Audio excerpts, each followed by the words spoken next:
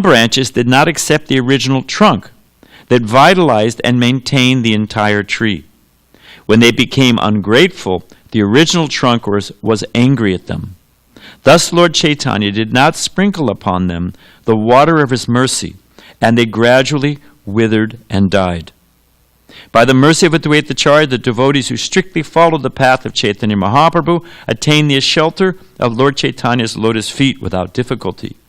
It should be concluded therefore, that the path of Achyutananda is the essence of spiritual life. Those who do not follow this path simply scatter. And Prabhupada quotes just one of the purports. In this connection, Srila Bhaktivinoda Thakur gives this short note. Shri Advaita Acharya is one of the important trunks of the Bhakti Kalpataru, the desire tree of devotional service. Lord Chaitanya Mahaprabhu, as a gardener, poured water on the root of the Bhakti tree, and thus nourished all the trunks, branches, and sub-branches. Nevertheless, under the spell of Maya, some of the branches, not accepting the gardener who poured water on them, considered the trunk the only cause of the great Bhakti Kalpataru. So, picture this analogy for a moment. You've got a tree, and then you've got trunks. You've got a trunk of a tree, then you've got the branches, and then you've got sub-branches. And the sub-branches of the tree, they're producing nice flowers and fruits and so many things. But it's all because of the water that comes from up the trunk and through the branches and to the sub-branches. And if you break off a sub-branch from the branch, what happens to the sub-branch? It dries up, it withers, and it doesn't bear any flowers. So the point being made here is that there are those who broke off from the tree of Chaitanya Mahaprabhu, some of the sons of Advaita Acharya. And as a result of them breaking that connection to the branch that was connected to the trunk, what happened?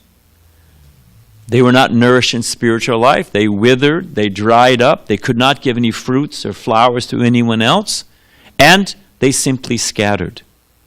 The point I'm trying to make is that we are connected to the Chaitanya tree, the trunk of the Chaitanya tree, by the branch of Srila Prabhupada. And if we lose that connection, if we deviate, I was in Prabhupada's room in Detroit. Prabhupada said, I have given you the structure, just decorate it. Then Prabhupada said, actually, I've even given you the decorations. Just go and hang them. I remember when they first announced the morning program, Prabhupada wrote a letter, Mangalarti, 4:30 in the morning. We were shocked. What? You know? We were getting up 6:30, 7 o'clock, something. That was early, you know? Vishnu Jan, we were talking about Vishnu Jan Swami. I don't want to take up too much time. I'm just hoping he gets this fixed, actually. I'm fiddling for time. Vishnu Jan Swami. Anyway, the point is that Prabhupada, when he wrote that letter, he said, this is the morning program. It is a bulwark against the waves of Maya. Bulwark means, like, in this context, means like a dike. You know, you have the lowlands or the netherlands. You've got the ocean on this side, the land is here. You take the dike away, what happens? It's flooded immediately. So Srila Prabhupada has given us everything we need. It is a transcendental boat for crossing this material world. His books, his style of worship, his standard, his understanding of Siddhanta.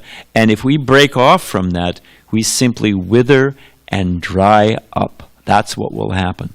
As it happened to the Gaudiya Math, as it happens, we can see. So and what was the cause, the seed generating point that caused them to separate, as described by Krishnadas Kaviraj? Anyone know? And we read it only once. They were ungrateful. That's the point. And so I just wanted a few things to be grateful to for Srila Prabhupada. Prabhupada talks about, of course, people, they come to New York City, immigrants, and they sail into the New York harbor and they see the Statue of Liberty. Give me your, your unhuddled, masses yearning to breathe free. And they see the skyscraper, very impressive. Anyone know Prabhupada's impression when he came to New York City?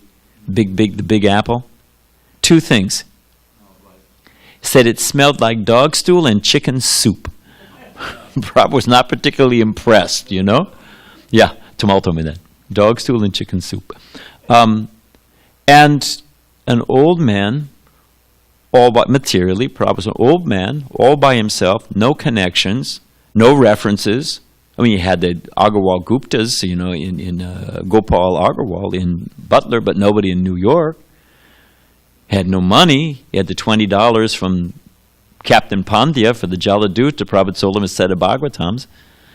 But Prabhupada says that $20 in New York, in those years, it wasn't even an hour's spending money. Prabhupada sat down. So, here's the point. All alone. And I'm just going to tell this in another story, and hopefully we got it going by then. Prabhupada was walking in Calcutta. Chutananda told me this. He was walking, and you can hear the tape. Later on I heard it on tape. Prabhupada's walking with devotees in Calcutta. And they're walking through a park area. Maybe you know better than I, but it's where the Victoria Memorial is. It's not called Cross Maidan, is it? Because that's in Delhi. There's a big Victoria Park. Okay, there's a big park. And in it is the Victoria Memorial. Now, the Victoria Memorial was built for the 50th Diamond Jubilee of Queen Victoria on the throne. And it was a big deal. She was the Empress of India. It was a big deal. And they built this, and I think you can Google it. It's 160 feet tall, so you figure that's got to be at least 12-story building. Very, very tall. And bamboo scaffolding. And you know bamboo, we're not talking about steel and bolts, and we're talking about bamboo lashed together, you know, with other strips of cloth. And so the whole thing creaking and you know, you can imagine. Prabhupada said, when they were looking at it, Prabhupada said, I climbed to the very top when I was a young boy. All the way to the top of the thing. You can imagine. Creaking. And so the devotees said, Prabhupada, you must have been very brave. And Prabhupada said, I'm still brave. He said, otherwise, how did I come to your country all alone? So it was a great risk. 3 heart attacks.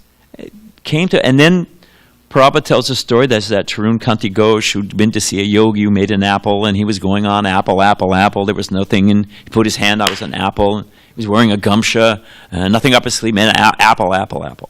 So Prabhupada was, you know, trying to get through to the guy. Finally, Prabhupada said, you know, I came to America with nothing. I sat alone in New York's Tompkins Square Park. All I had was a pair of cartels and the holy name. And what Prabhupada says, his success, Prabhupada would accept this. He had firm faith in the purifying power of the holy name and in the orders of his spiritual master, Chaitanya Mahaprabhu's order. Prabhupada had firm faith, and because of that, so Prabhupada said, I sat and I chanted, and from that chanting, he said, so many devotees came. From the devotees, so many books came, and so many deities, so many festivals, Rath Yatra, and so many temples. And then Prabhupada said, you're so proud of this one apple, but simply by this chanting, so many temples, and in every temple there are so many apples. Apple halva, apple chutney, apple fruit salad. So you make one apple and, you know, must be Bhagawan. But when we think about it, that Prabhupada came all alone, hard. Mukunda Maharaj told me that Prabhupada was staying in that loft with a crazy guy who went off on drugs and attacked Prabhupada with a knife. Prabhupada literally had to run for his life and was standing on the street and called Mukunda what to do. So, you know, and then they asked Prabhupada, there's a tape. Prabhupada's in San Francisco, and somebody says, Prabhupada's giving a talk, then he calls for questions, you know, crazy, you know, Prabhupada says, they ask him, hippies, what was it like with the hippies? Prabhupada said, oh, something amazing, you know. So this lady stands up, you hear, she says, I suppose you're God, I suppose you think you're God. She's shouting at Prabhupada. And you hear Prabhupada say in the mic, it is the darkest of darkness. So to leave Vrindavan and to come here and chicken soup and dog stool and crazy mad people, and somehow or other by his determination, his purity, and Krishna's mercy, he built this whole movement. We can go anywhere in the world now. You can go anywhere. You can go to Murmansk, which is above the Arctic Circle. You can go to, Puente Fuego? We have a farm down there by the end of Argentina. You can go anywhere in the world. and you'll find devotees. They'll be happy to see you. They'll give you prasadam. I mean, it's just an absolutely, there's deities all over the world. So many Ratha Yatras. They said the sun never sets on the British Empire. Prabhupada said, then why doesn't it shine in London? He said, practically speaking, the sun never sets on ISKCON. It's true. So we should be that attitude of gratitude, that what Prabhupada has given us, everything. And as long as we stay connected in that attitude of gratitude and maintain his temples and his standard and his siddhanta, his system of managing ISKCON, as long as we do that, we'll be nourished by the Chaitanya tree, and we'll be able to give fruits and flowers, we'll be able to give mercy to other people. And as soon as we give up that attitude of gratitude, as soon as we become independent, or we have a better idea, we're just like a broken branch. And in no time we will not give fruits and flowers, we will simply wither up and scatter. So we can end there. Hare Krishna. Are we ready now, Tapas? I don't know exactly what he said, but... Okay.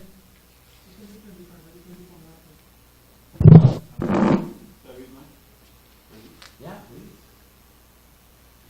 We could offer reasons afterwards. That doesn't take up time.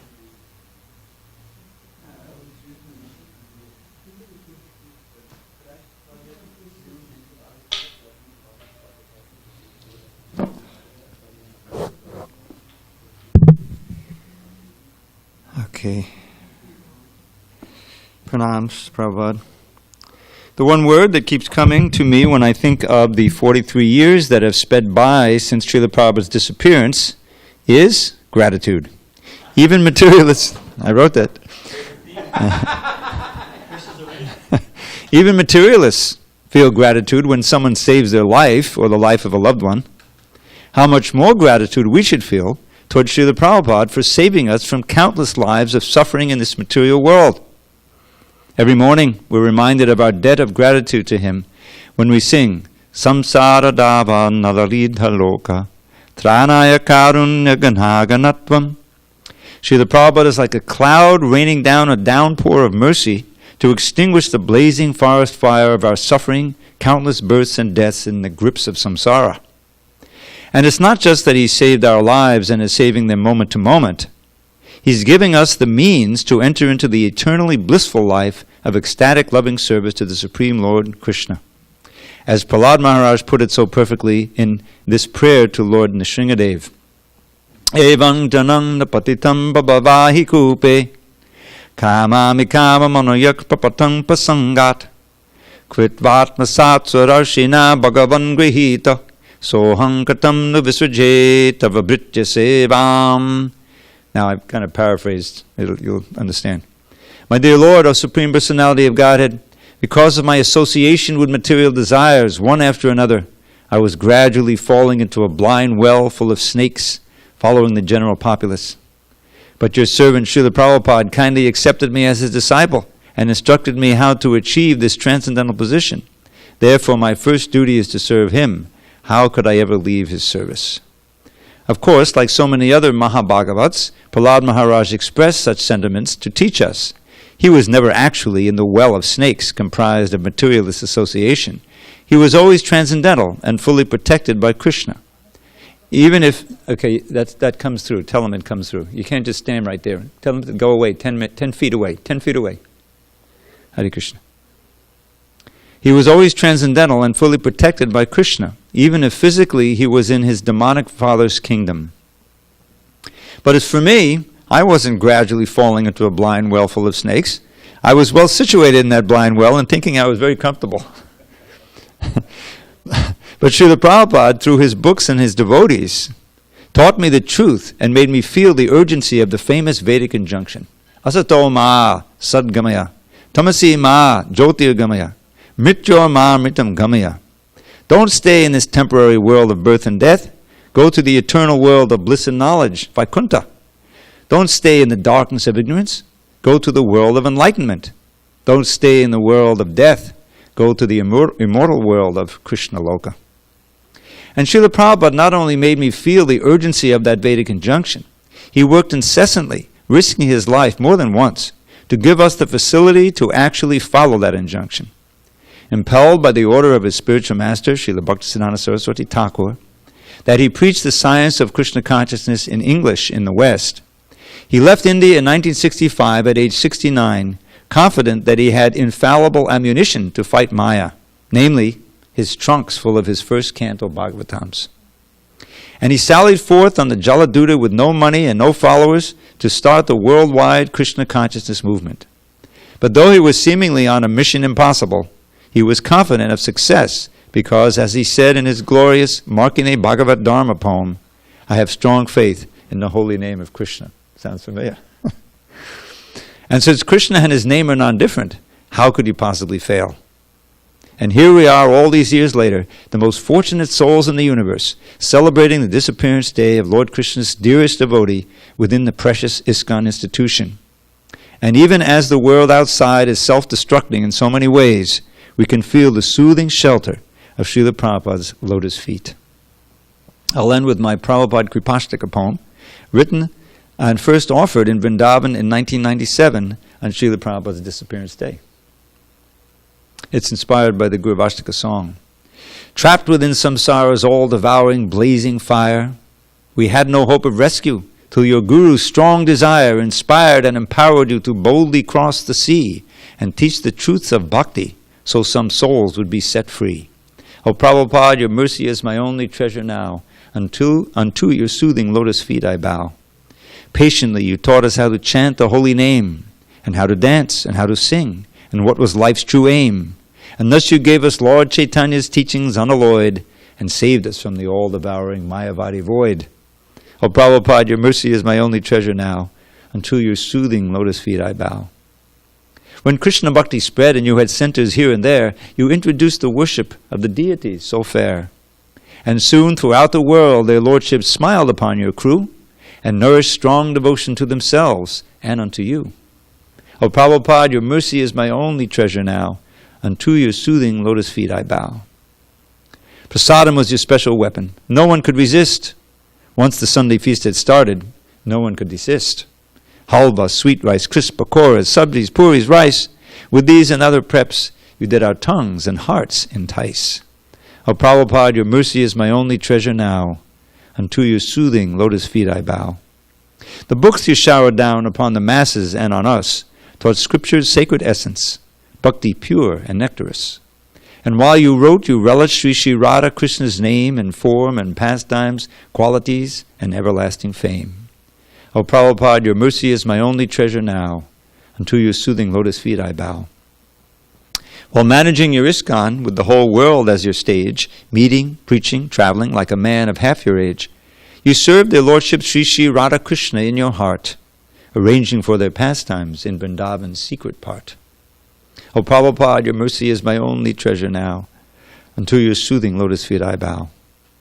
The Guru is as good as God, you said, and some were shocked. But you had simply quoted Scripture. You did not concoct. And sure enough, for those who worship you as they would God, the path of bhakti opens wide and joyfully is trod. O Prabhupada, your mercy is my only treasure now. Unto your soothing lotus feet I bow.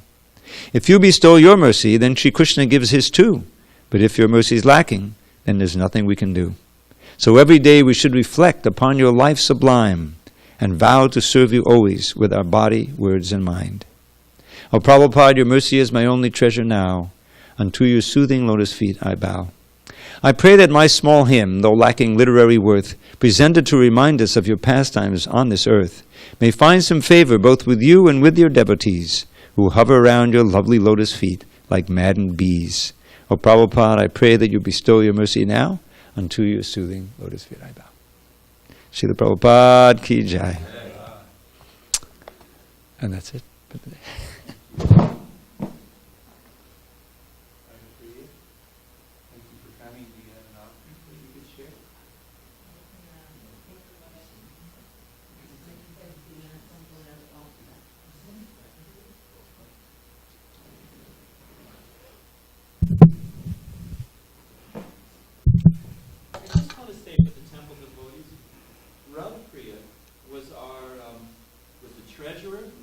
Yes. Sewed for the deities so many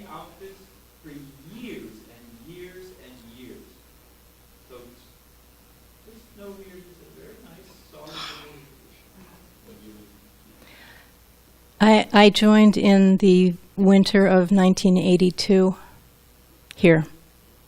And I started sewing probably that year because all the women would sit and bead during class.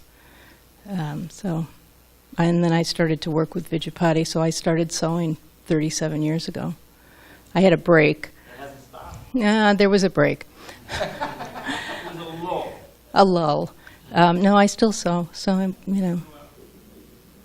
yeah. Thank you. Thank you, Prabhupada. Jai Srila Prabhupada. The word that comes to mind is, and Dravida said it much better than I could ever say it, is gratitude. Is gratitude. As I say, I joined 38 years ago. And I'll tell something that I have actually never said out loud in public before. When I first came, I came to a Sunday feast, and I got here early because I tend to always be early. And I was sitting right back there next to where the Vyasa-san was, and it was, the deities were open, and it was very beautiful, and it was very quiet. And this gentleman was sitting up front here, and I assumed he was seriously in meditation, and so I was very quiet.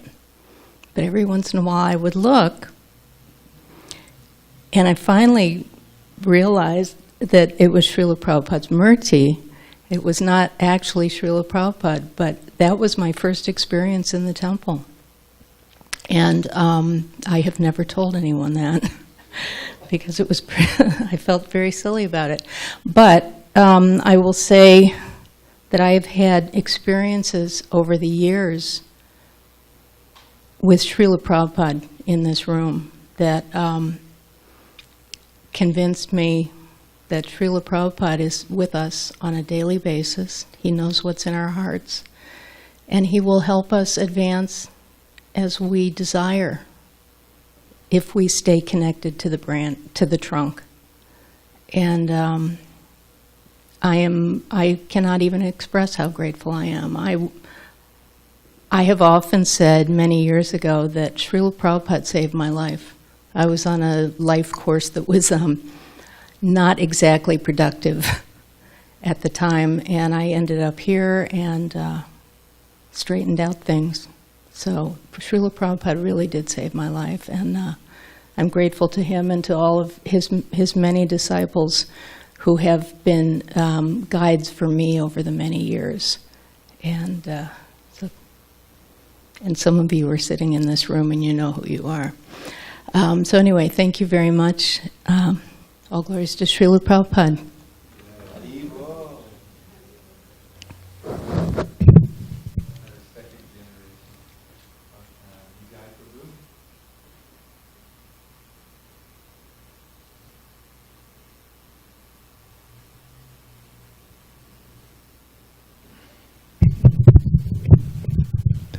Omigyanatmanandasya gunanjana salakya chakshurmalitamjina tasma shrigirvena mukam krutivajalam pangunonghayadeg yet kripatarham vande shrigirum dinatarana.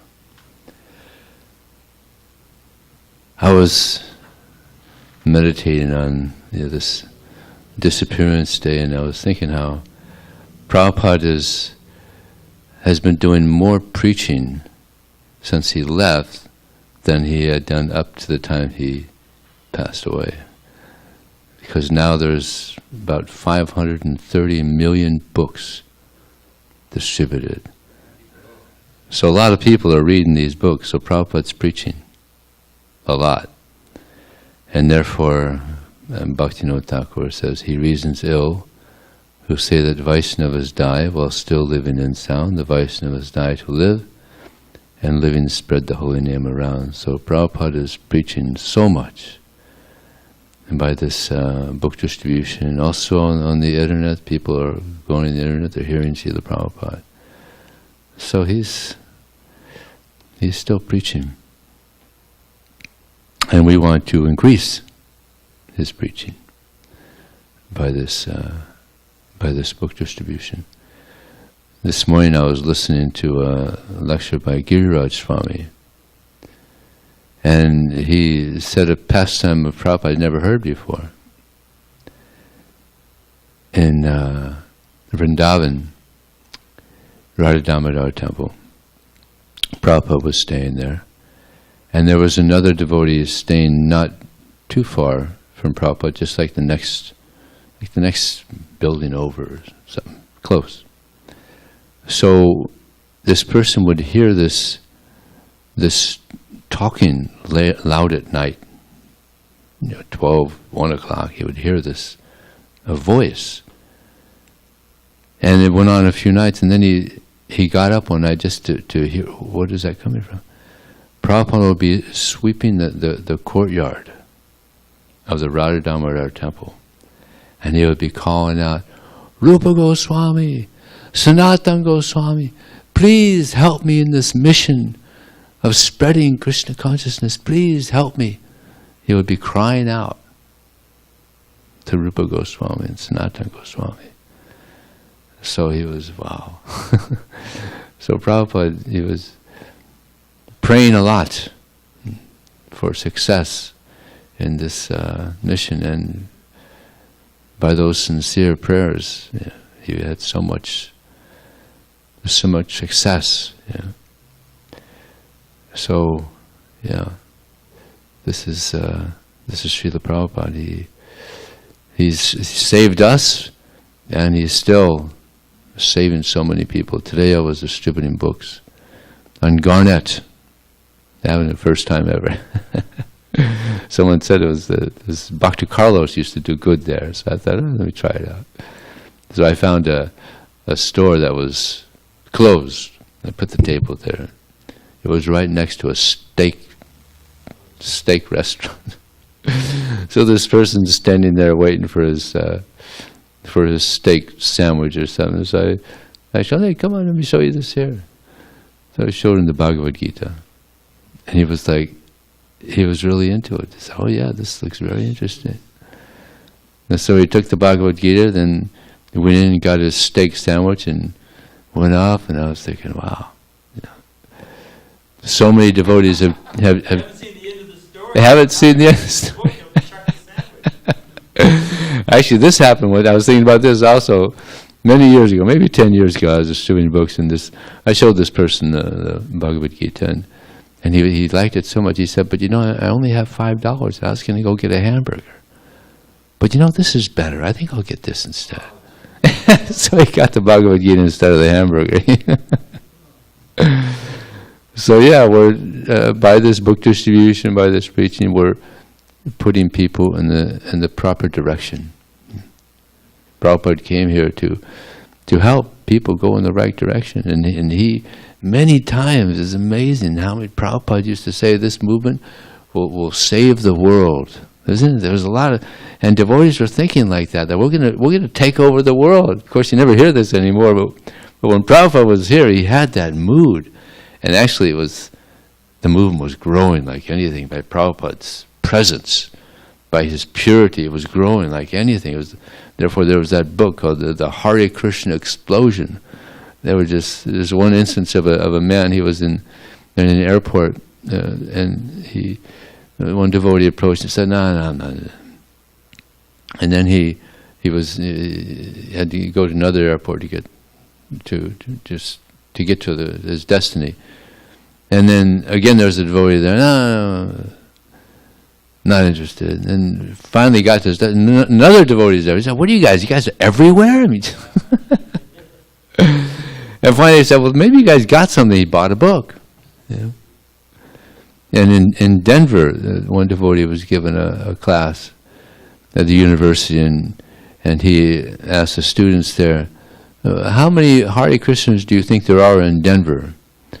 And one person said, 35,000,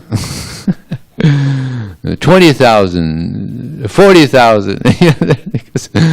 Devotees were all over the place, doing Hare Nam. There's only like an average Hare Krishna temple, 30 devotees. But Prabhupada had devotees going everywhere, Hare Nam, book distribution. We were just everywhere. So Prabhupada, he wanted that. He wanted us to spread Krishna consciousness, and this is his glory that so many devotees, going out and doing Hare Nam and book distribution, no pay.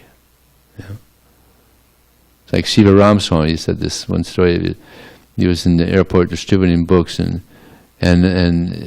one businessman said, "Hey, I'll pay you $40,000 a year. You're good." Yeah.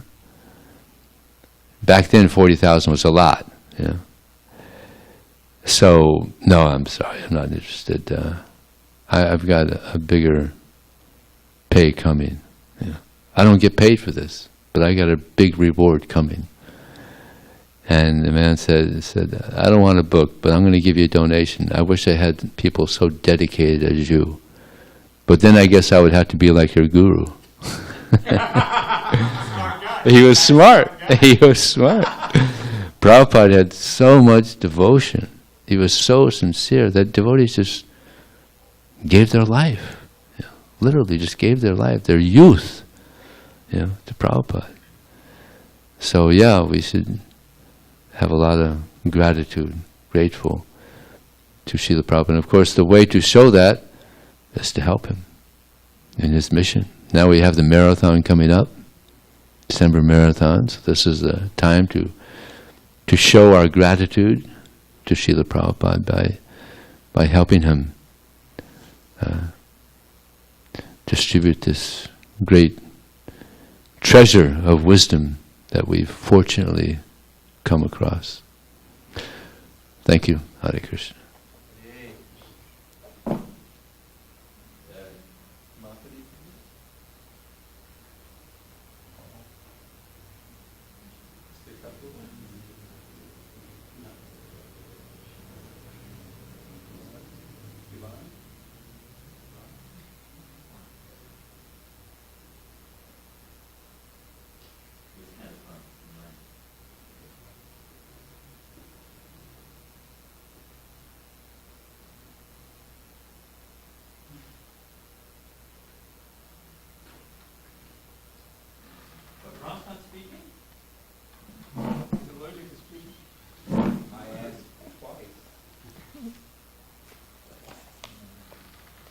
Hare Krishna, all glories to Srila Prabhupada. Okay. Hare Krishna, all glories to Srila Prabhupada. I wrote something, I don't know if it's good enough, but I try. I tried.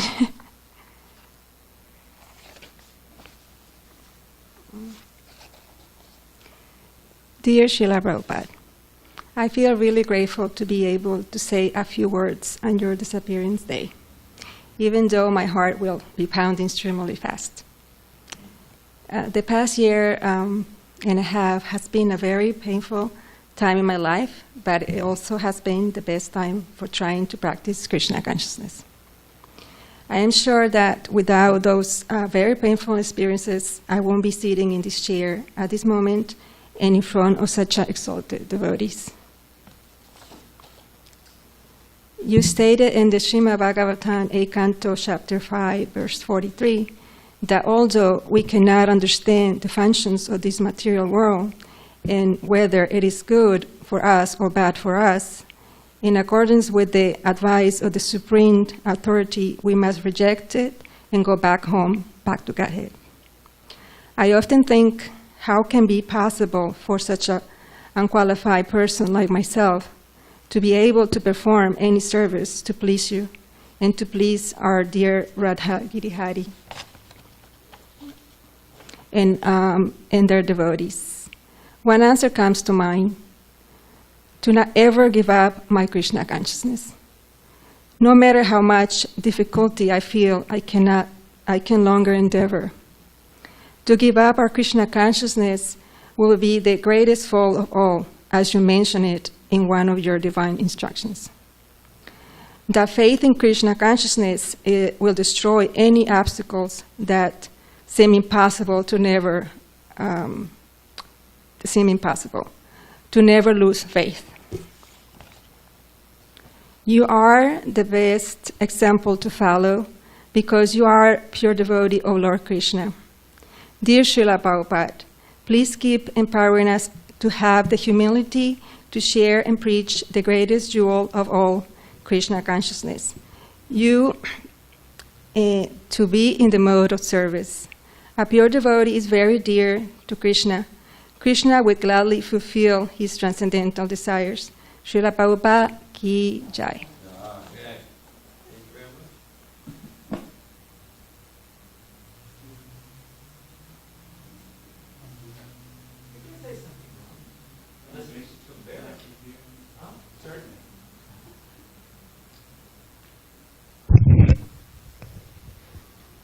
Thank you.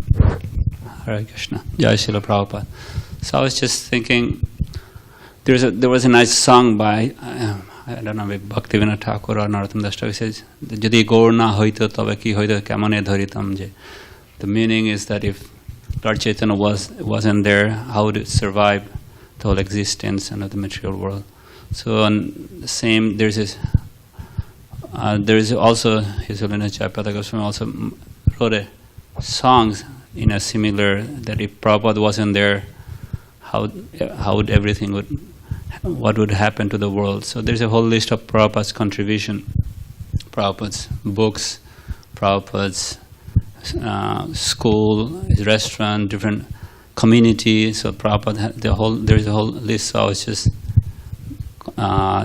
meditating on that Prabhupada's contribution to the whole world, and I was fortunate enough to meet many of Prabhupada's godbrother. But what attracted me to Prabhupada is the whole presentation, how Prabhupada made it all attractive. Like if we go to other Prabhupada's godbrothers, other different temples, I've been many temples and all that, but it's the mood of preaching, the mood of prasad distribution. Sometimes they would complain, sometimes people complain, oh, it's just ISKCON doing a business. But if we see how they're attracting, ISKCON is attracting the sitting. Even sometimes we would go to Lord Chaitanya, Chaitanya Mahaprabhu's birthplace. Sometimes they would criticize, oh, ISKCON is building a much bigger temple than Lord Chaitanya. How can they do that? But and I was to talk to them. No, it's for preaching, but it's Mahaprabhu would be very happy seeing his devotees' temple coming up much.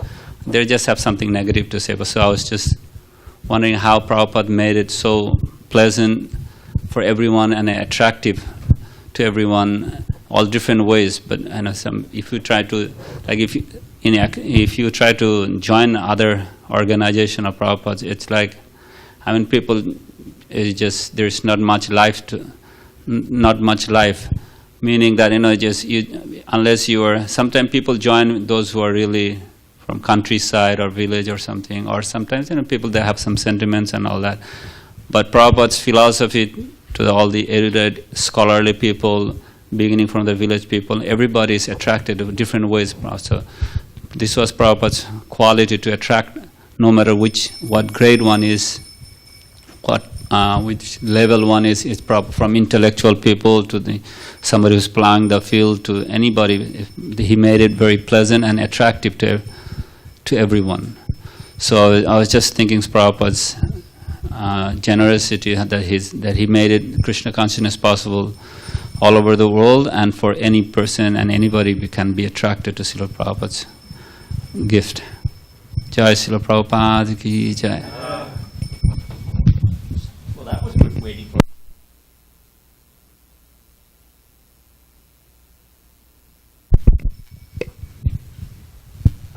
On Ramapati's theme that how Prabhupada made Krishna consciousness both attractive and understandable to all different levels, Brahmananda told me he was preaching in Africa, and he was in West Africa.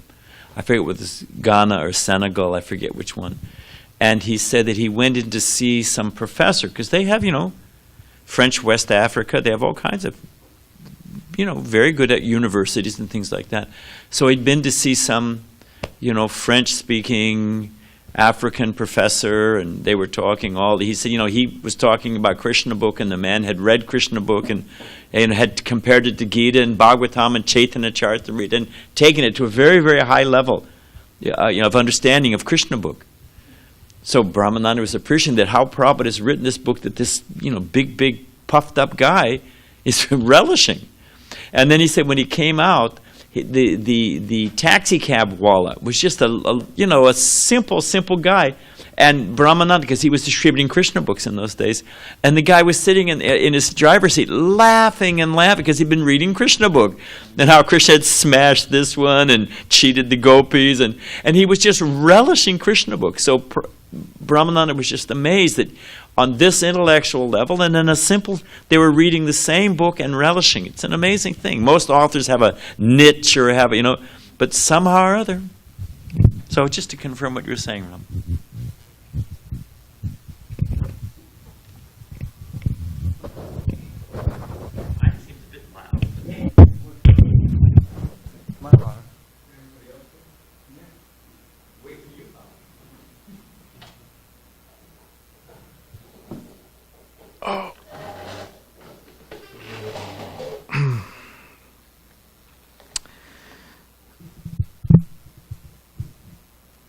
Om Jnanativedandasya Gyananjana Shalakaya Chakshulanmalitamnina Tasmai Shri Gurave Namaha. So I was thinking about, there's sometimes the spiritual master is referred to Karuna Sindhu, like an ocean of mercy. Same with Krishna, ocean of mercy, Karuna Sindhu. And I've said it before, but the interesting thing about an ocean, or the amazing thing about an ocean, is that you can't measure the content of it. So similarly, we can't measure the content of the mercy of the spiritual master, and specifically, we're talking about Srila Prabhupada. We can't measure the content of his mercy, just like an ocean.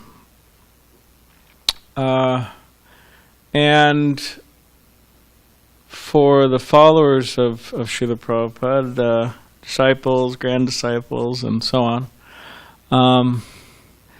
it's important, obviously, to understand that particular quality of his, or try to understand it to some degree. And but in order to really do that, one has to be Krishna conscious. And in order to be Krishna conscious, one has to be, the lower modes of material nature have to be removed, because products of the lower modes of material nature, lust, greed, and so on.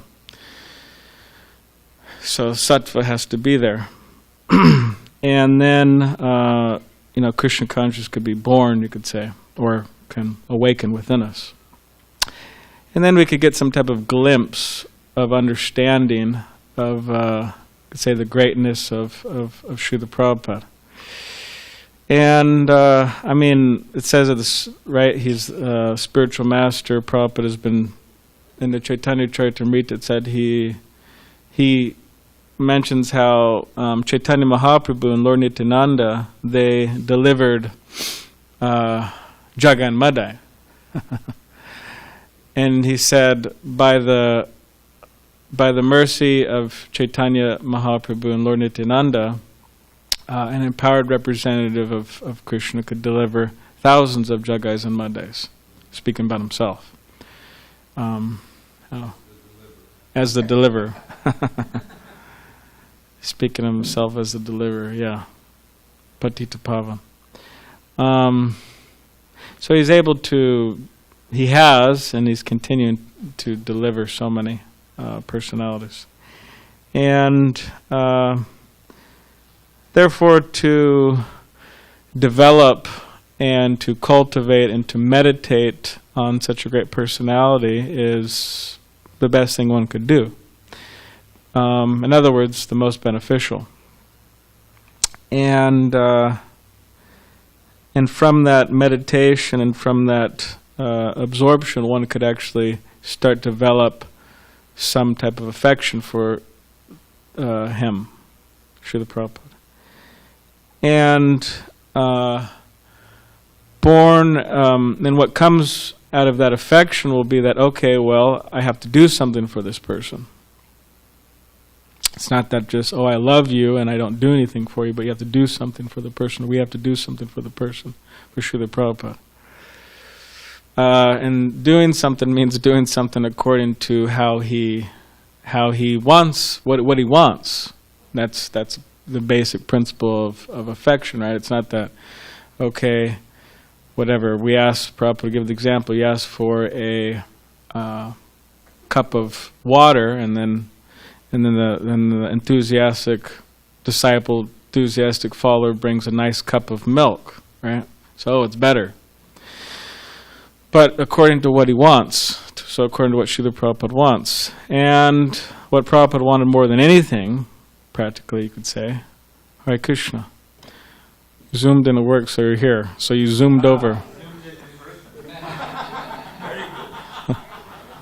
You zoomed over from Claremont. So what Srila Prabhupada wanted more than anything, we could say practically, is he wanted people to be have the mercy of Krishna. He wanted them to. He wanted us to spread Krishna consciousness. And many other things Prabhupada wanted. But us following his instructions, big and small, are signs of our maturity and signs of our just affection for him. And naturally, when somebody's has some attachment to someone's, has some affection for someone, then they feel that separation. Just like if somebody's, whatever, if they're married and they're in the times of war, the husband goes off to war or something, then, there's a separation. Of course, is a material example, but there's that separation. So a separation, feeling separation is a good sign. And in the Chaitanya Charitamrita it says that when Chaitanya Mahaprabhu is speaking to Ramananda Roy, says that what's the greatest gain? The greatest gain is the association of devotees. Okay, so that's the greatest gain. Now what's the greatest pain? The greatest pain is to lose the association of the devotees. So, of course, like Prabhupada would say many times, I've never felt separate. My spiritual master is always with me, but it's this kind of inconceivable thing going on where, although the spiritual master is always with, he's also feeling separation. So, yeah, Srila Prabhupada's here.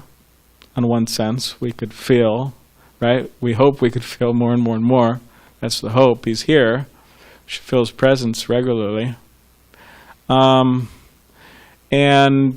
also there's this simultaneous thing going on where we also feel separation. So it's like some mixed feelings there. So on such days as this, and we could just try to meditate more and more on him and try to double our efforts, or triple, or whatever you want, quadruple, whatever, our efforts in trying to do something pleasing, that will please him and his followers. And in this way we could hope to, get more and more of his mercy. So, right, Srila Prabhupada ki jai. Thank you.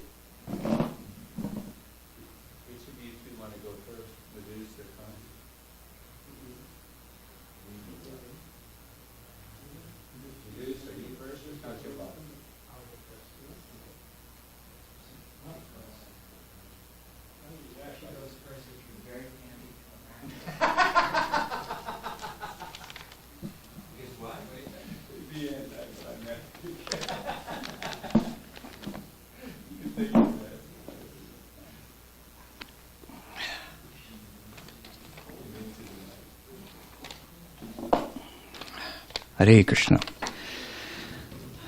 My dear eternal spiritual master, Srila Prabhupada, please accept my humble obeisances at your lotus feet. Your physical disappearance was, of course, devastating for me. I would no longer be able to see your beautiful form, ask you questions, observe you speaking while you lectured, or touch your lotus feet. How blessed I was to meet you personally, hear and watch you give lectures, see you chant and play mridanga. I don't know why. It must be due to the causeless mercy of Krishna. However, what would be more devastating than that would be your disappearance from my mind and heart. In a purport to your Srimad Bhagavatam, you have written that, quote, the conclusion is that to get the assistance and help of the bona fide spiritual master means to receive the direct help of the Lord himself. How amazing and wonderful is that? This Kali Yuga is like a two-edged sword, double-edged sword. On one side is all the Mayak things we see and hear, so easily available due to modern technology. On the other side, modern technology has made it so easy to see your documented videos and recorded lectures, what to speak of all your recorded words transcribed in your books. Even a new aspiring devotee can see and hear your amazing words and form, thus getting your potent association. How fortunate are we all that we surrendered to you and you did not exploit or cheat us, which is so easy to do. And as we have seen with all the bogus yogis, so-called religious leaders, how power easily corrupts a person. You gave us the real thing, which you maintained throughout your life, and later on, in spite of all the young women who surrendered to you, the huge amounts of money at your disposal, and the comfortable facilities offered to you, you remained unfazed by them and undeterred in your mission. Thank you, Srila Prabhupada, for delivering the most sublime treasure in all the universes, your humble, undeserving servant. Hare Krishna.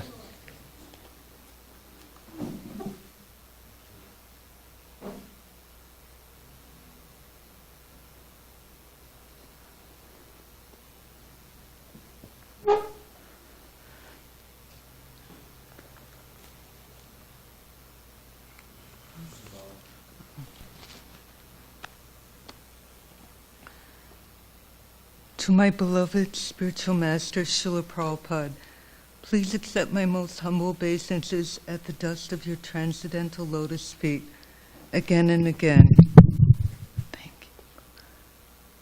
I have no qualifications whatsoever, and you so kindly accept me in my humble attempts to be engaged in your devotional service.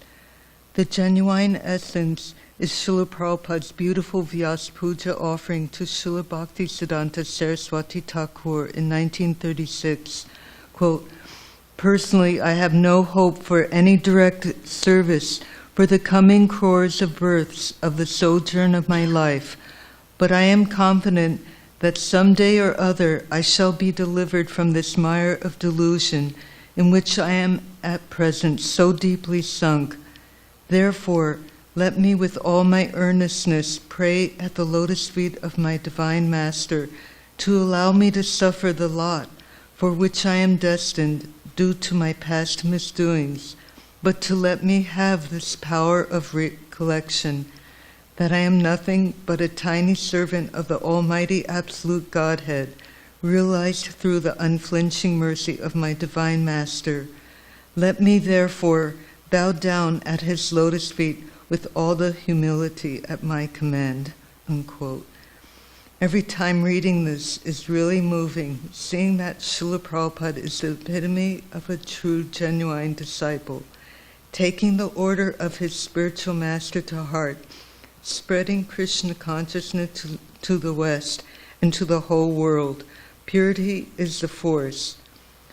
Unlike this material world filled with self-motivation from subtle to gross, Srila Prabhupada, being an exalted, 100% pure devotee of Krishna, selflessly gave his life. In recent times, I have been reading A Bond of Love, Srila Prabhupada and his daughters. It shows Srila Prabhupada's compassion, love, and encouragement to all, and his potency touching so many individuals' lives. One devotee who I had never met wrote such a sweet pastime. When Srila Prabhupada was leaving, he was waving at everybody, and I wanted Srila Prabhupada to look at me. I thought, Srila Prabhupada, just look at me, Prabhupada. He seemed to be looking at everyone else but me. And then I thought, with all these great Sankirtan devotees and pujaris here, why would Srila Prabhupada look at you? You are just cleaning bathrooms, unquote. As if Srila Prabhupada could hear me, the instant I thought that, our eyes locked. And then the spirit soul, shimmered. It was a most brilliantly lit situation. Tears burst out of my eyes, and I experienced love of such intensity that I could hardly bear it. A love I could never feel from anybody, not even my own mother. I felt Srila Prabhupada loved me so much that I could not even hold his glance. I had to look away. As I did so, I was crying, saying, Prabhupada loves me, Prabhupada loves me. He doesn't know me, but he loves me, unquote. and I cherish forever remembrances of any Vapu association I ever got to have with His Divine Grace Srila Prabhupada. But Srila Prabhupada's valuable teachings, I and all devotees can experience Srila Prabhupada's Vani, can surely feel his sublime presence. The power of Krishna consciousness and taking shelter of Krishna's pure devotee is just so great. By performing devotional service sincerely, reading Srila Prabhupada's books, preaching to others, remembering and hearing about Prabhupada, one is connected with His Divine Grace, Srila Prabhupada. I remember one year in Vrindavan, I was too ill to be physically present on Srila Prabhupada's Disappearance Day. So many devotees read their offerings, which I very fortunately got to hear over the intercom. I had written something and wanted to offer it to Srila Prabhupada. When I got better thereafter, I read it out loud in Srila Prabhupada's Samadhi at his lotus feet. It was so moving, just feeling Srila Prabhupada's loving presence, how I am so grateful to him. Yasa prasada bhagavat prasado, yasya prasada nagatir katopi.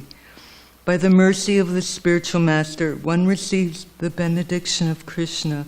Without the grace of the spiritual master, one cannot make any advancement.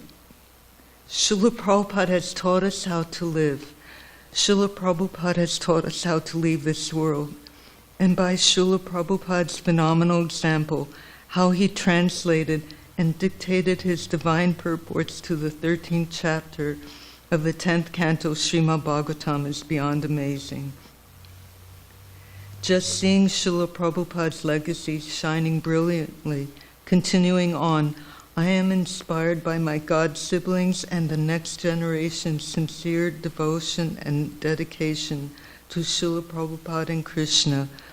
From many renowned devotees to many unsung heroes we don't even know personally due to geographic distance and or paths never crossed in Srila Prabhupada's Krishna Conscious Society's family. Taking shelter of my beloved spiritual master's transcendental lotus feet, I pray to always feel that mercy he so unreservedly gives in loving devotional service. I am so grateful, your daughter and disciple always. Hare Krishna.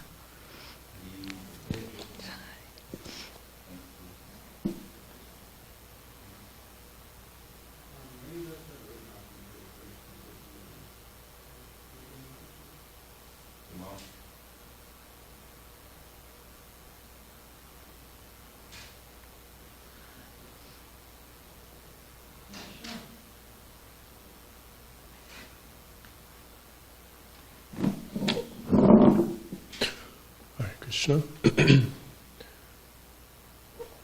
From our respectful obeisances unto His Divine Grace, A.C. Bhaktivedanta Swami, who is very dear to Lord Krishna on this earth, having taken shelter at His lotus feet.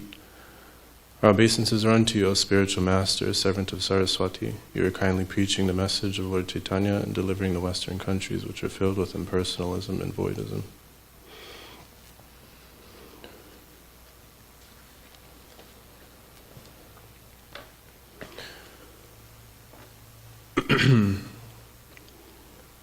Oftentimes, it can be easy to accept the stories of long past heroes and to look at such a story, being taken back into the past by its descriptive narrations, and view it with so much awe, veneration, and reverence. Take, for example, the story or the pastime of the Battle of Kurukshetra, how the Pandavas defeated the Kurus,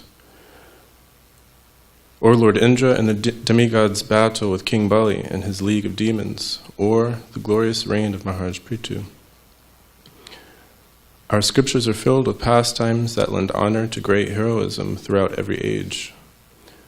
My purpose in stating this is to point out that it can be very easy to put on a pedestal and honor as a great hero one who lived in a world much disassociated from the one that we know and see today, replete with completely mundane and degraded happenings, perversions, liars, and unqualified persons masquerading as heroes.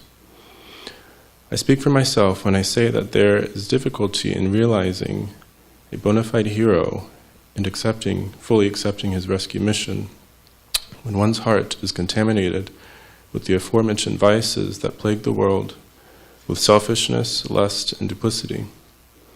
But how wonderful is it that the scriptures recommend Shabda Pramana, hearing from authorized sources, as one's basis for all conclusions, because it is not uncommon for the conditioned soul to be afflicted with such vices and led astray when left alone with them.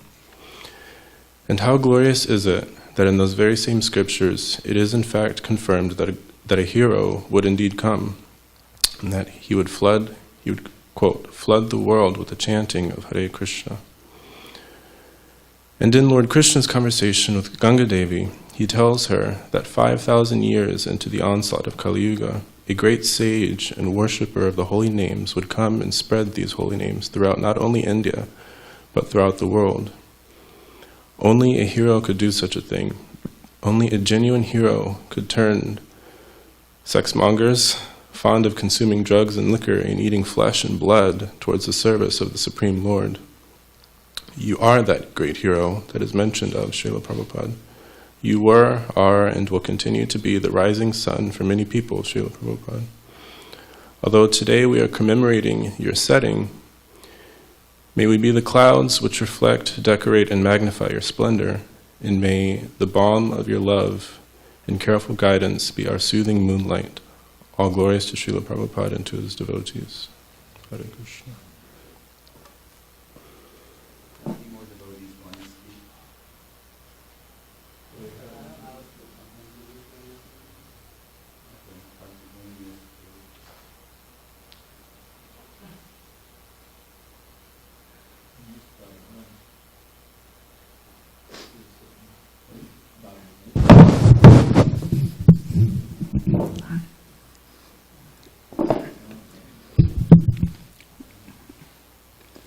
Nama Om Vishnu Padaya Krishna Prasthaya Bhutale Srimati Bhakti Vedanta Swamiti Namane Namaste Saraswati Devi Gauravani Pracharini Nirvishesha Srinivai Paschadishtarini.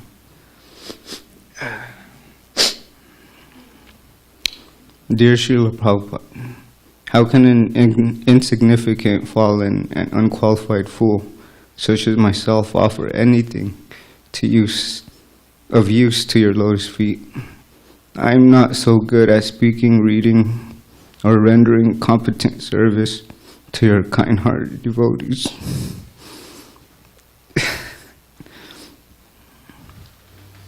You're off to a very good start. I cannot even follow my guru and senior's instructions nicely.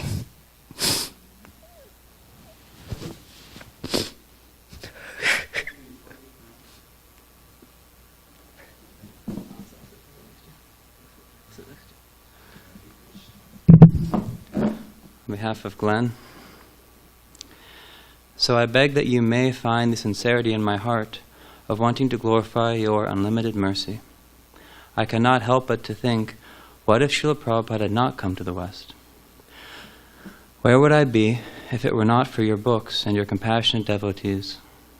Where would I be without the holy names? And what would I be doing with my useless life without the association of your devotees? After countless lives of aimlessly wandering and trying to find a home in this temporary world, this poor lost soul was somehow or other fortunate enough to meet one of your devotees. I was instructed to find a Hare Krishna temple, and now I have found my eternal home. Your devotees welcomed me regardless of my past conditioning. They invited me to eat with them, and they gave me shelter. I had many misconceptions about my true identity. Misconceptions of who or what God is, and above all, misconceptions about the real purpose of life. Your books provided all the answers and clarity to all my questions. It was as if all the missing puzzle pieces were suddenly fitting in all the right places and all at the right time. Words cannot express how I felt after reading your books. You have said, if you want to please me, then distribute my books. I am trying my best to fulfill that desire. As worthless as I am, I have no good qualities, but still I try to distribute your wonderful literatures. I pray before our deities each time before I go out on book distribution, that I may have some blessings to be able to share your books. Your books and your devotees have saved me both materially and spiritually. I am indebted to all of them. Thank you for all that you have given us and the sacrifices that you have made. I also want to thank you for allowing a sinful, unintelligent person like myself to perform devotional service to our beloved Sri Sri Radha Giridhari. All glories to Srila Prabhupada. From Bhakti Glenn. It's very sweet.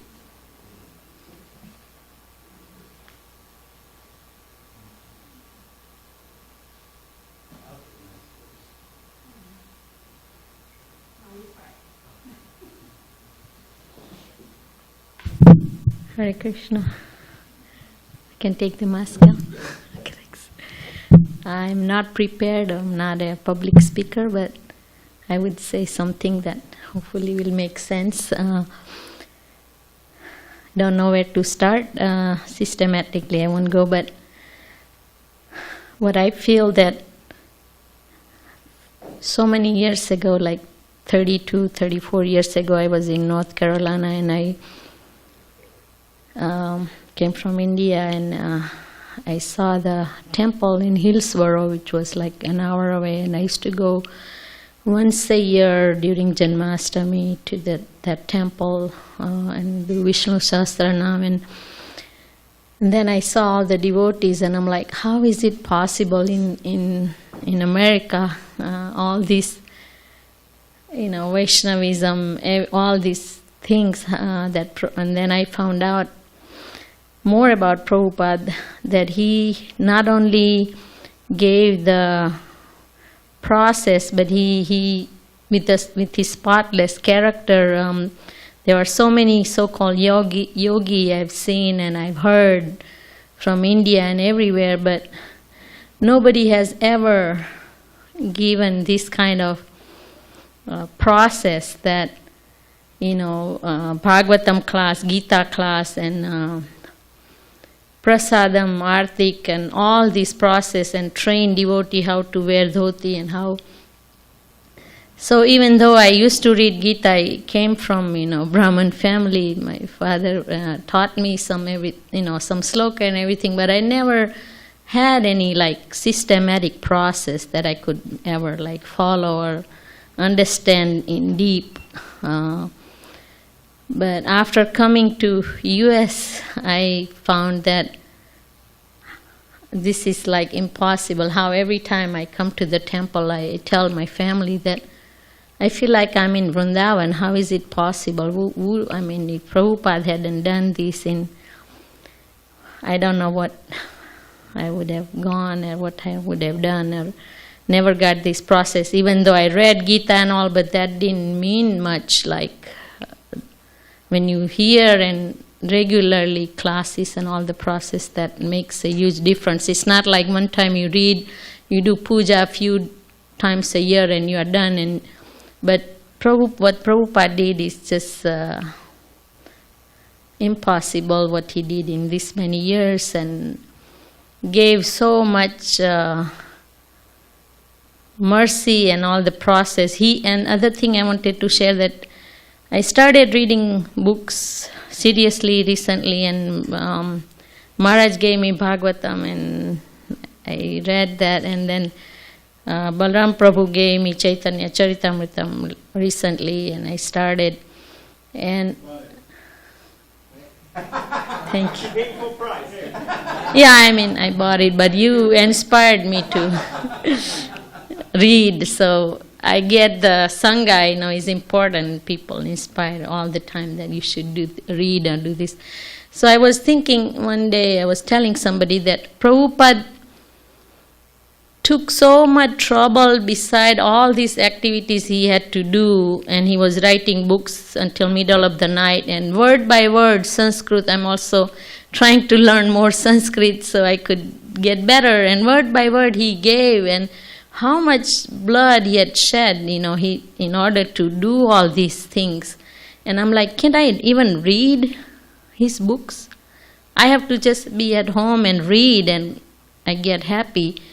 And I can't do that much, and then I can spread once I trying, whenever I can, I like to distribute, and I feel good about it. And Damodar Kumar and everybody inspired me to distribute books. So I'm like, I have to read before, even though I can distribute, but reading is good so I can explain and argue or something.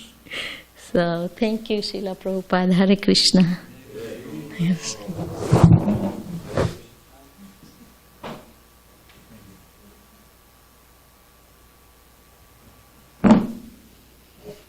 Hare Krishna. So sorry Hare Krishna. I'm sorry in advance because I'm not such a great public speaker. Yeah, you will be. So we'll see how it goes. We'll see how it goes. Dear Srila Prabhupada, please accept my most humble obeisances to your lotus feet. All glories to your divine grace. Though I am a blundering neophyte without any kind of substantial realization and unqualified to render any kind of service to your lotus feet, I pray that you look past my innumerable faults and that you may be even the slightest bit pleased by my glorification of you. Bhakti Pragyan Keshava Maharaj says, you are more than a representative of a material medicine. Truly you are a Paramarthika doctor. You can heal people by giving them pure Krishna consciousness. This is the best use of your medicine. Really, you are a universal physician for the whole world. Srila Prabhupada, you descended from the spiritual realm of Vraj to inculcate the conditioned souls infected by the disease of aversion to the transcendental service of the Lord with prema bhakti. Who can count how many thousands upon thousands of gallons of blood you spent seeing to it that so many souls caught in the miserable cycle of material itch-scratching came in touch with Sri Krishna's holy name? Who can comprehend how magnanimous you are, Srila Prabhupada, that you left Vrindavan, what to speak at such an advanced age, just to extend to us mlechas and yavanas, jagas and mudeyes like me, the mercy of Sri Chaitanya Mahaprabhu. My phone's acting up. All right.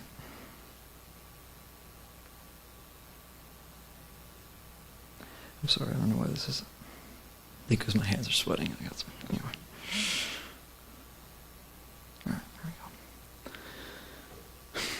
What would I have done without you, Srila Prabhupada? I didn't even know how lost I was, hopelessly floundering through the briars of material existence, thinking that I could, by some material contrivance, be happy in this world. I was totally bewildered, an insane, half-witted, bumbling idiot. But you cut through my illusion and so kindly engaged my meager existence in the service of your shining servants. In your own words, it is not possible for the disciple to repay the debt to the spiritual master. Therefore, the disciple remains eternally indebted to the spiritual master and continually works in such a way that the spiritual master may become pleased upon him for such sincere services rendered. I am made only of your mercy. Any faint scent of actual devotion I have is only by the association of the instructions of such a perfect rustic Vaishnava as you. Otherwise, what do I have?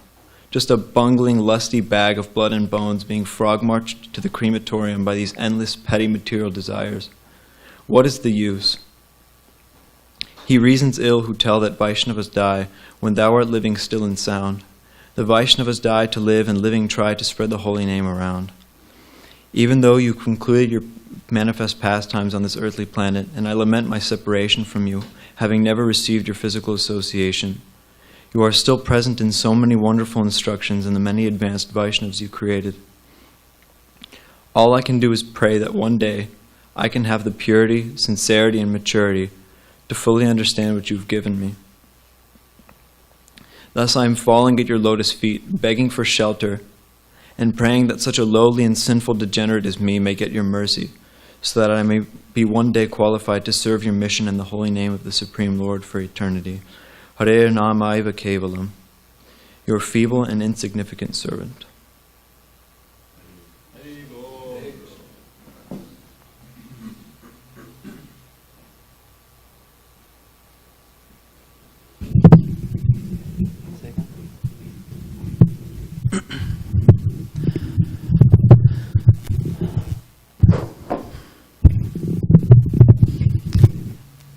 Anjana Jnanatimirandasya Jnananjana Shalakaya Chakshurunmilitam Yena Tasmai Shri Gurave Namaha Namo Vishnupadaya Krishna Prishtaya Bhutale Srimate Bhaktivedanta Swaminiti Namine Namaste Saraswate Deve Gauravani Pacharine Nirvishesha Shunyavadi Paschata Deshatarine. Sorry. I was thinking how this world is incredibly miserable, and I'm quite young, and so my realization of that is comparatively small compared to others, and I have a relatively fortunate upbringing, materially speaking. Not as uncomfortable as other people in the world, perhaps. And even still, over time, it becomes more and more obvious that there's so much suffering. This place is horrible. It's absolutely disgusting, and not just gross. It's really miserable, and the world's a very miserable place. And so I was thinking about how Srila Prabhupada brought and created so many pockets of actual happiness. You could say in the material world. I mean, the material world means living for oneself, forgetting Krishna, working, desiring for oneself. But there are these pockets of the spiritual world, and no, they may have been here before. They may have been here in India or certain places, but it's all over the world. There are these little pockets of actual, like, spiritual world where one can actually be happy, and not happy in an illusory materialistic sense. Happy because some kind of hope that I'm going to get sense pleasure that is going to continue, something like that. But I found that there actually is, and it's amazing, there's actually a kind of happiness beyond sense pleasure. There's actually a kind of satisfaction, there's actually a happiness, and I generally refrain from the term bliss, but there's a kind of bliss in something other than sense pleasure, namely in serving devotees, and serving you, and serving Krishna. And then in those little pockets, I guess when I'm thinking these little pockets of the spiritual world, these pockets where there's actual happiness, still even within those pockets I've been thinking I've been realizing more how even in what could be a pocket of the spiritual, a little spiritual, I keep using the spiritual pocket, whatever, this little spiritual location in the material world, it's very possible, and I spent so much time being in the material world, even in what is the spiritual world, even in the temple, even in the company of devotees, still being in the material world by not following the process. And it amazes me more and more and more how you just gave everything in a very small, you could say a very simple process, a simple program. It's pretty simple, you could put it on one sheet of paper, but everything's there. And I've spent my entire life trying to be satisfied, trying to find some kind of arrangement, trying to make lists and outlines and so many plans somehow to be happy and optimistic and hopeful and not stressed or something. And it's all there in a simple temple, in a simple program, program in Krishna consciousness. And that even when that's there, to the degree that I don't follow your instructions, to the degree that I take for granted the process given and made so simple, then I won't be happy. And I will seek happiness elsewhere. But I guess the reason I was saying this, the reason I was bringing this up, is that I was thinking how amazing it is that there is a simple process given so cleanly, so clearly, which can actually make people happy, even in this life. And so I just want to thank you for that. It's not much, and it doesn't. After speaking Glenn's, I would have liked to sign off on your offering, but that is something. I pray that I will actually take advantage of the instructions given, the process given, the spiritual atmosphere given, and actually help others become happy. Thank you, Srila Prabhupada. Jai Srila Prabhupada. Prakash, would you like to speak?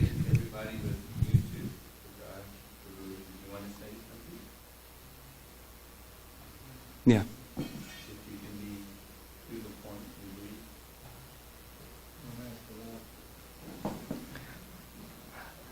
Hare Krishna, all glories to Srila Prabhupada.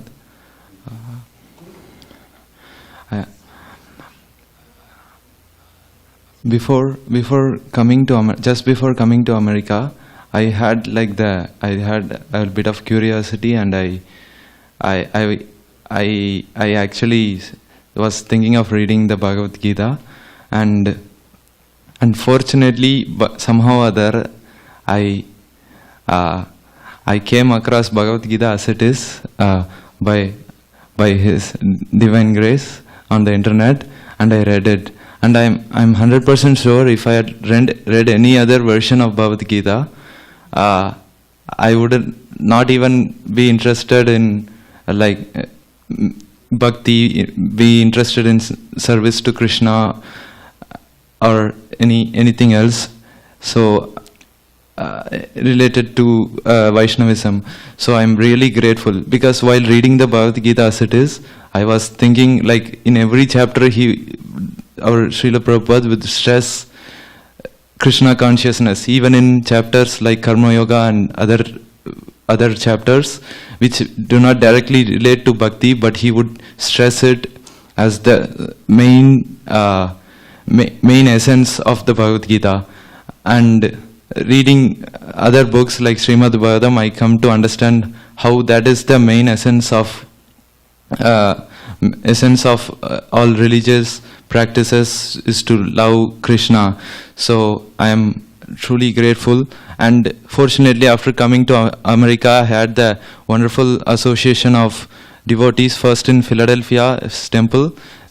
They engaged me nicely in the service of Sri Radha Sarat Bihari, and now in SanDiego I have had the very good fortune of, through prayers I had the good fortune of living close to the temple and receiving wonderful association and the opportunities for service and contribution in this temple. So I'm very thankful. Thank you. Hare Krishna.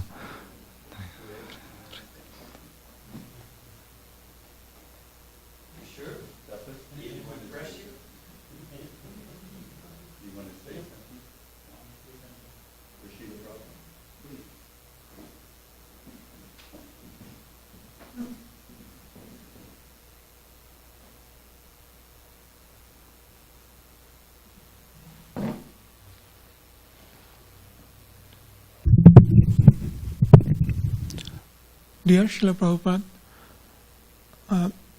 I can't imagine what I would have been without if I not coming in contact with Srila Prabhupada and ISKCON. So I grew up in a family where my parents, my family, entire family eats non-veg, and none of them are really interested in spirituality in that sense. Somehow my father got a book, Back to Godhead magazine, and that's the first time I read something about Srila Prabhupada. And when I read, I understand that he's chastising heavily people like me, and I really love that. I feel that he's telling the truth, and that's what impressed me. And when I read his biography, I see that he came to America with nothing. Nobody in the history of humankind took such a huge risk. Even I'm a young person, even if somebody send me in US with 40 rupees, I will not go. And he took the risk at 70 years old. So how much faith he can have on Krishna and how dear he is to Krishna, then he can take such a huge risk. So whatever limited, very, very minor service that I am doing, it's only by the grace of Srila Prabhupada and devotees. I'm really grateful for that, for the opportunity to serve. Thank you, Srila Prabhupada.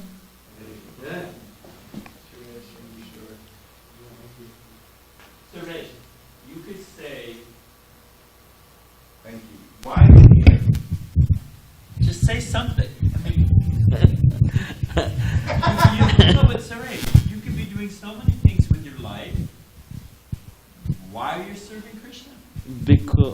because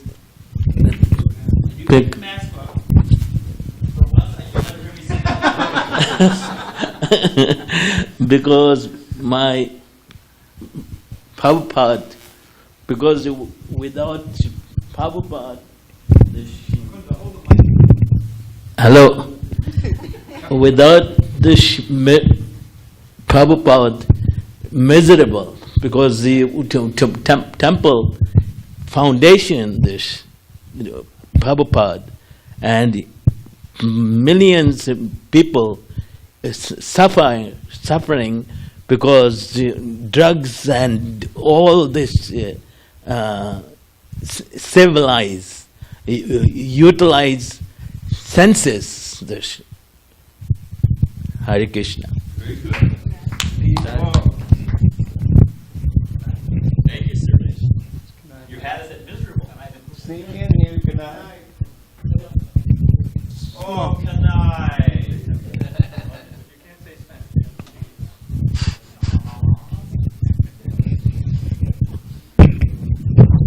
Take off your mask.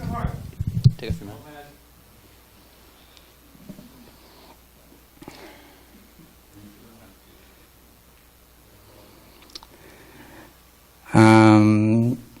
I just like to say that without the mercy of Srila Prabhupada, I will not be here. Hare Krishna. Thank you very much. That pretty much applies to all of us. Hare Krishna. First of all, I'd like to thank everybody who contributed. It's priceless, the gift of the family that Srila Prabhupada has given us. I want to apologize to those who are on the internet. I know Tapas Prabhu feels horrible that we weren't able to successfully connect you so that you could share your gratitude and glorifications to Srila Prabhupada, and we sincerely apologize. That will lead me into this point about Srila Prabhupada. One devotee, I'm not sure if it was Vishnu Jan Swami, but he said, Srila Prabhupada, everybody loves you. And Srila Prabhupada said, that's because I love everyone. And it's worth noting that when Srila Bhaktisiddhanta Saraswati Thakur left this planet, he left disgusted with his disciples. He knew the fighting was already going on before he left. He knew surely where it would lead, and he was not happy. Srila Prabhupada said he left early as a result. On the other hand, Srila Prabhupada said that he was very pleased with his disciples. Very pleased. And that he relished the association of the devotees taking up this process of Krishna consciousness and helping him serve his spiritual master and in spreading the message of Lord Chaitanya, the glories of the holy name. In his last months, he was so happy when people, devotees, disciples, came and visited him and chanted for him or read to him or brought news from around the world, the preaching that was going on. And in the contrary, when sometimes his leaders would leave, he would say, I feel like they think I'm diseased. Why don't they stay with me? So I know that Srila Prabhupada is missing you, as all of us in the ashram are missing you. I know the deities are missing you, but ultimately they're in control. And they know what it takes for us to surrender. And if we're taking advantage of the situations that the Lord lovingly puts us in, despite how difficult and challenging it may be, if we see it in that light, that it is the arrangement of the Lord and that Srila Prabhupada is right there next to us in his books, in his instructions, we can actually come out of all this stronger and more determined to share Krishna consciousness with others. So I just want to end that I thank all of you for tolerating me, for not throwing me away. You would have good reason to do so in so many ways, but Srila Prabhupada, thank you very much. Srila Prabhupada's followers, thank you very much. And I think now we'll have a Pushpanjali. Is it? There's flowers right on that shelf in the bag from this afternoon. Do you know the mantra? If that's how you want to conclude it? Because